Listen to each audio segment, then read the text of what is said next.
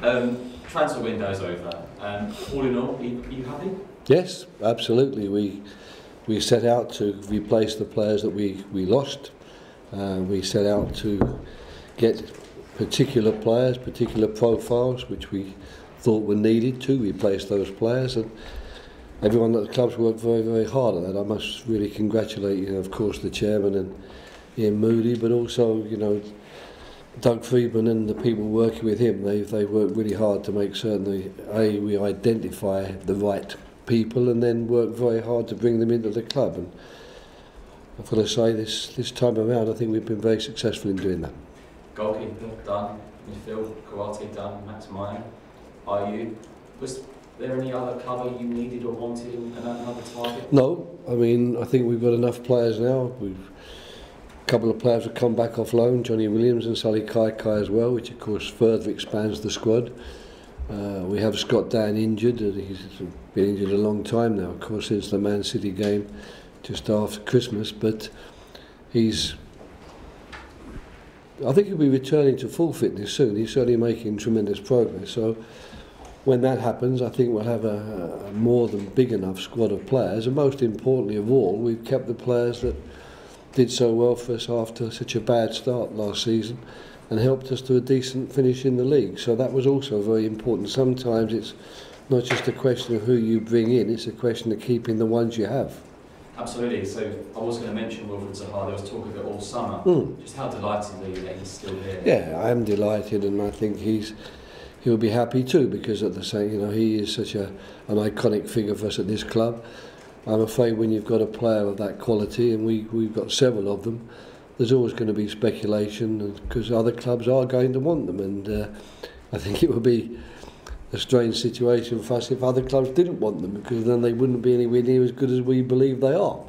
But there's never been any question of the club wanting or being interested in any offers for Wilfried Zaha, because we said at a very early stage, myself, the chairman and the American owners, that we don't want to bring that many players in per se, but we certainly don't want to lose the good players that we have, and therefore we're not going to really put them up for sale. Did any interest turn into inquiries or bids that you were aware of?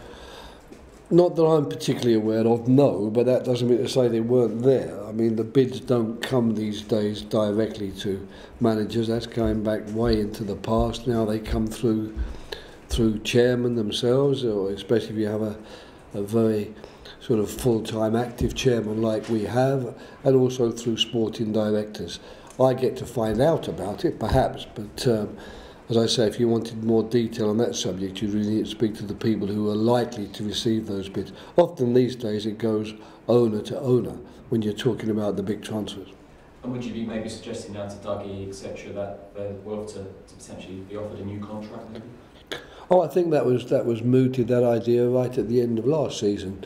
So I think that discussion, I know, has been going on, and I get occasional updates, but it's, as far as I'm concerned, that's private business between Wilf and the club, and I'm just confident that they'll find the solution which everyone is happy with. If everyone stays fit, Roy, can you see anyone like a Johnny Williams potentially going out on loan? Well, at the moment we do have some players who need games and who need matches. There's no doubt Johnny Williams is not a good example to give me, because I haven't really ever worked with Johnny if you take away the early weeks of this pre-season. So he's a player really that I don't know well enough to be able to tell you we need him here or he needs to go on loan. But there are several other players, I think, that have been working with me over the last year who possibly might benefit from either a loan period or a move to a place where they can get permanent football and regular football, which perhaps we can't offer them here, because if they weren't getting it last season, there's a chance they won't get it this season either. I know I touched on it before, but just another word, congratulations on your new contract. And Thank you. It's a special day for you. Yeah, it's really pleased about it. Of course, it's something which we discussed almost immediately after the end of last season, or even just before the end of last season. And I'm obviously pleased and happy that the club feel that I'm the right person to take the club forward, and they are supporting me in every way they can, and as a result it was never going to be a problem for me to sign a new contract with them as long as they wanted me. The new Mayor of London, Max Meyer, is here. The fans are really excited. Obviously, it's a big name. Yes. How far off is he from maybe playing in the Premier League? 'Cause he hasn't had much of a No, he's a naturally fit person, and but when he came to us, he'd had no pre-season at all, and what's more, had played his last game in the middle of April. So his current fitness level is incredible, given that statistic. But obviously, we want to try and bring his match fitness level up to a much higher degree than it is at the moment. I'm rather hoping we'll be able to organise a game next week against a suitable opponent, so people like him can get some match minutes. And as far as I'm concerned, I'm just pleased to see him fit and well and training well, but I can't put a timescale on when he actually will be fit and ready to play in the team. It can depend, of course, upon what happens in games. You know, at the moment we've had a stable team through the pre-season, and they've done well, so there's not that anxiety to put him in, or the need as such, because the team's been doing well. But who knows? You know, we might pick up injuries, and I might need to throw him in earlier than I would have liked. Jordan Ayew's in. That forward line all of a sudden is looking pretty exciting. Townsend, Ayew, Zaha, Benteke. Do you see them all? Maybe Wilf, and you know, them moving around, and you know, they don't have set positions. They can all play in certain areas up front. Well, you can say that, I suppose, but we regard ourselves as a pretty organised, disciplined outfit, so we don't do an awful lot of, well, you just run around where you like. I'm afraid that's never been particularly my style as a coach or manager, and it'd be a bit strange if I'm going to develop that style now so late in my career. But of course we also try to take into account what players can bring to the team and what their best positions are and where they can do the most damage, and try and get that embedded in our organisation. But it does give us alternatives, I think, which is good, and it also gives us balance. I think the type of forwards we have, they give us a nice balance. You know, we can mix and match very well between them, and also we have forwards who can play centrally or wide, which is also quite an important factor when sometimes you want to change the formation during the course of a game. Absolutely. And finally, from me, we can head to the Fulham game, which we've spoken about. But you sound like you've injuries last season. How's it looking tomorrow in terms of the team news? No, it's looking good, and we haven't, been hit enormously with injuries.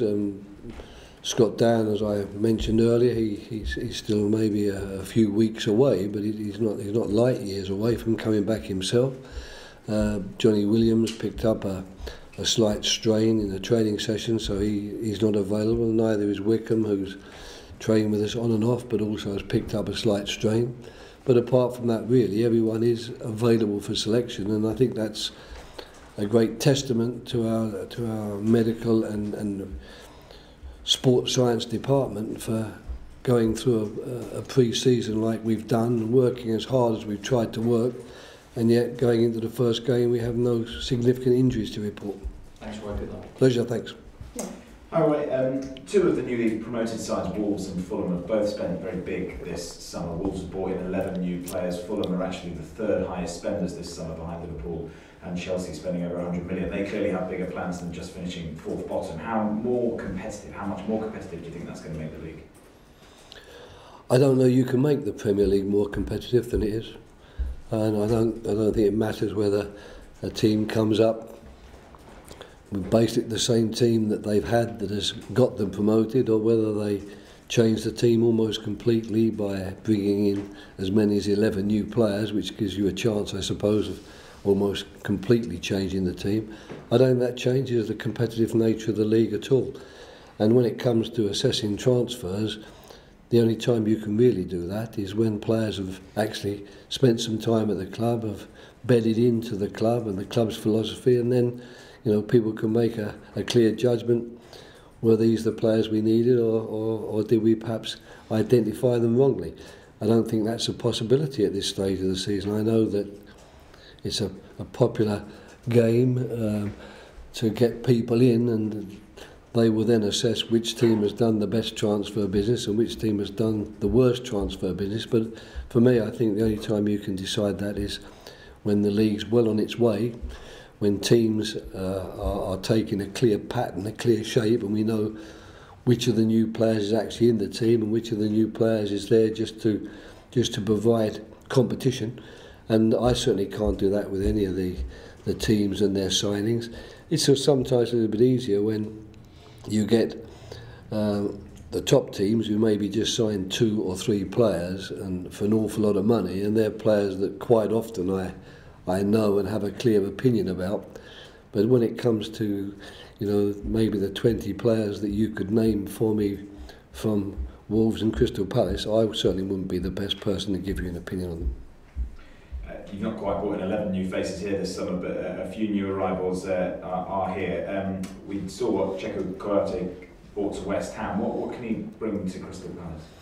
Well, what he's brought to West Ham for the last 3 seasons, I think he's been there, and what he brings to Senegal as the captain of the team. He's an experienced central midfield player who is capable of doing all the things you want a central midfielder to do. He's not limited, particularly in any way. You don't have to give him the epithet that he's an attacker or a defender, because he can do both. And he's the type of midfield player that we were identifying as someone we needed to bring in, as is Max Meyer, who's a totally different type of player. But we lost 2 very important players from our team last season who played very regularly. Johan Kabay throughout the season, Ruben Loftus-Cheek when he was fit, spell before Christmas, and a very important spell towards the end. We lost those 2 players, and they needed to be replaced by players that I thought could come in and seamlessly help us to try and continue the football we had been playing, and that's why we identified Kouyaté and Max Meyer, and luckily we got that. Gaeta, the goalkeeper, was a decision that was made even in the January transfer window, but we couldn't manage to extricate him from Getafe at that time. We had to wait until the summer, but that's a straight swap with Diego Cavalieri. We now still have 3 good goalkeepers. And of course Jordan Ayew, the latest recruit, was a profile that we also identified, because we think we've got a good group of forwards, but we didn't have quite as many of Ayew's type, and being able to get him into the club has given me, I think, very much what I had last season. Did you hold any discussions or make any approaches even to try to bring Loftus-Cheek back to Crystal Palace? Oh, I think Steve Parish in particular, who has dealings, with the people who are highest up in the club, Marina, for example, and Bruce Buck. I mean, I know that they have been, of course, in conversations, and Steve Parish knows how much we would have liked to have got Ruben Loftus-Cheek here again. But I must say that it doesn't particularly surprise me that at the moment Chelsea are saying that they'd rather keep him for themselves, and they're not prepared to loan him out.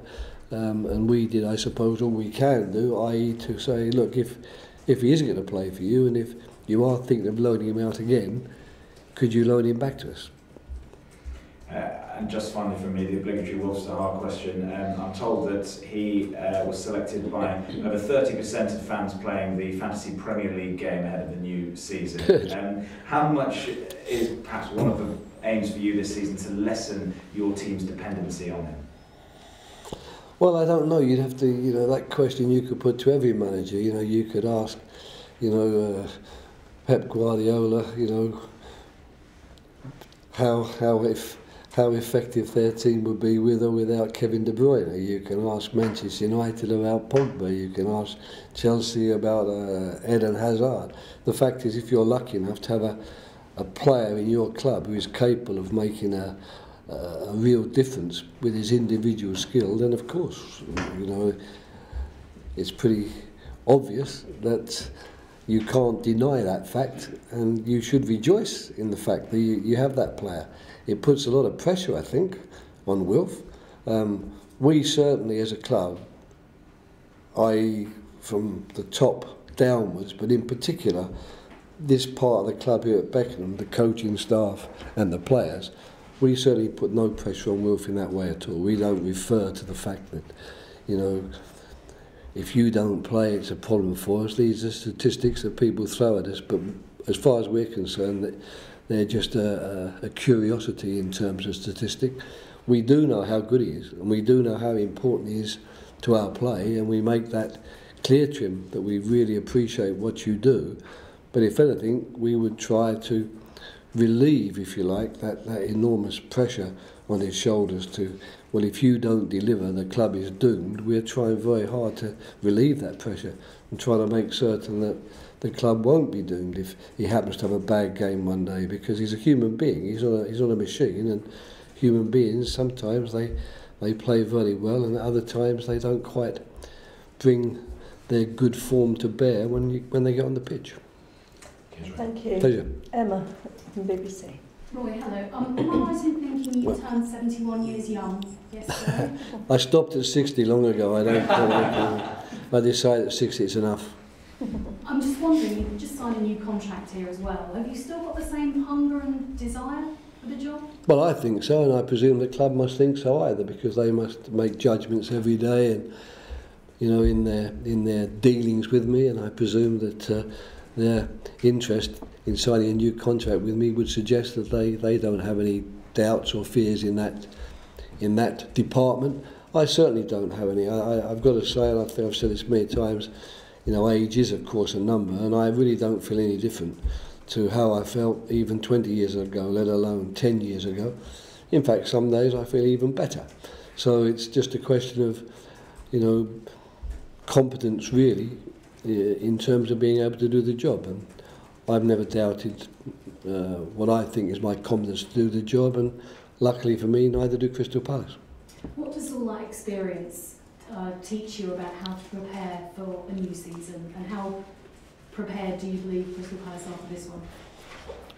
I think one of the things that experience might teach you, hopefully, is not to try to do it all alone, and not to ignore a lot of the very, very good advice and a lot of the knowledge that is around the football club. I mean, I think all of us, I'm sure if I talk about people who had similar careers to myself, we've all seen how the rise of sports science, how the enormous amount of information that comes our way now can help us plan training sessions, can help us keep players fitter and in better shape. So all of those type of things is something which I've seen develop and I've been very keen to embrace. Otherwise, with experience, it's a strange thing. I think sometimes decisions in football, it's very much a day-to-day, sometimes even an hour-to-hour situation. You can't prepare for every situation you're going to face because they're coming up all the time. No match is ever the same. What happens in the game is always going to be quite often vastly different, and sometimes vastly different to how you perhaps envisaged it in your mind. So a lot of the decisions you have to make are ones on the spur of the moment, and I presume sometimes experience helps you there, but you wouldn't really be aware of it until such time as the situation's occurred. You've made a decision. If you're lucky and it's turned out to be the right one, you might think back and say, well, lucky I didn't do my first thought there, and my experience taught me to be careful and maybe do something else. But I think otherwise the experience thing is, it's not exaggerated, but I think most of us who can call ourselves experienced, we don't know when our experience is doing us good or not. We just try to do the job properly and as best we can. Some people have described the business that Crystal Palace have done in the transfer window as shrewd. It Right. seems that you've only spent £10 million when other clubs have spent considerably more. Did you have a limited budget to work with? Would you have been allowed to spend more than that if you found the right player? I think all clubs probably got a limited budget to work with, and don't forget, we at Crystal Palace have spent an awful lot of money in transfer windows, before the last two that I've been involved in, the January one and the summer one. I think what we have done as a club, we've looked at our situation, we've examined what we've got and how valuable some of the things that we've got are, and what we really need to do now to, I suppose in the first hand, replace the players that unfortunately we've lost, and at the same time hopefully bring one or two other elements into the club that can help us be even better. I don't understand why a club should work in any other way than that.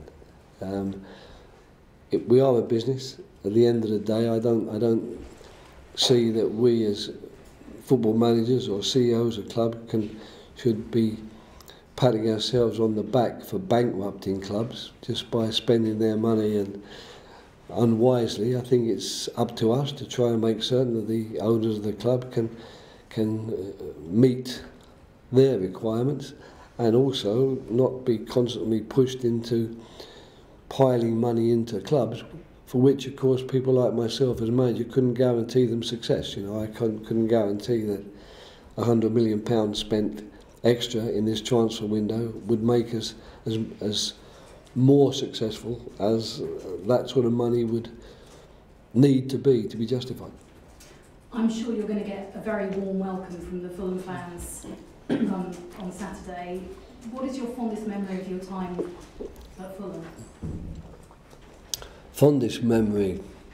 Well, there were so many really, but of course, I'm sure I don't think about it that often because I'm looking forward to many more moments which are in front of me, and I don't tend to live in the past. But thinking back, I'm pretty sure it will be the turnaround against Juventus, the final against Atletico Madrid, the Portsmouth game and the Danny Murphy header which kept us in the league. It'll be those sort of moments. But I prefer, rather than to specify a moment, to think about it more globally and how enjoyable my time at Fulham was. Working with everyone at the club, from Al Fayed and the administrative staff at the club, David McNally and Alistair McIntosh, and all that area of staff, my coaching staff and the players. It was really 2.5 fantastic years, because I can honestly say that there were very few days that I would leave the training ground in any way unhappy with what had gone on, and that's not something you can always say. You say you want to look forward, but obviously Crystal Palace famously had a dreadful start to last season. How important is it for you to get those points, score those goals as soon as possible at the start of this season? Well, of course it's important, and we know more than most, what a bad start can bring. But the fact is, every manager doing interviews like I am before the start of the season will be receiving the same question, and I don't know you'll find one who will say, no, it doesn't matter, whether we go off to a good start or a bad start, who cares? We all want a good start, but I'm afraid, to be a winner, there's got to be a loser. So if we get off to a good start, there'll be teams getting off to bad starts, because that's the nature of the business. All you can do, I think, is to try and ensure with your preparation that your team is in the best possible shape to play their first game, that they are fully prepared physically, mentally, aware of the opposition, or have all the tools at their disposal to make a good game of it. And then, of course, the beauty of football is you don't know what's going to happen after that, and it's not an exact science.